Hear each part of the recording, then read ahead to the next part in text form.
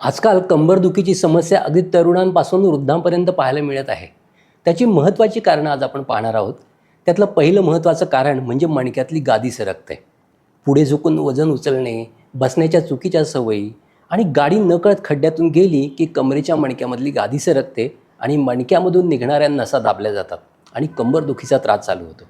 दुसरं कारण म्हणजे कमरेच्या मणक्याच्या बाजूचे स्नायू आखडले जातात आणि त्यामुळे कंबरदुखी चालू होते. तिसरं कारण म्हणजे वयोमानानुसार मणक्याची झीज झाली, मणक्यांना ऑस्टिओफाईट म्हणजे काटे आले असतील तरी कंबरदुखी चालू होऊ शकते.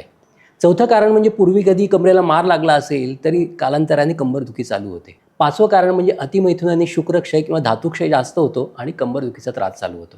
सहावं कारण म्हणजे शरीराच्या वाकड्या तिकडे हालचाली, अयोग्य पद्धतीने केलेला व्यायाम यामुळेही कंबरदुखी चालू होऊ शकते. सातवं कारण म्हणजे पोटात गॅस होण्याची तक्रार असेल तर पोटातल्या गॅसचा मणक्यावर आतल्या बाजूने दाब येऊन कंबरदुखी चालू होऊ शकते.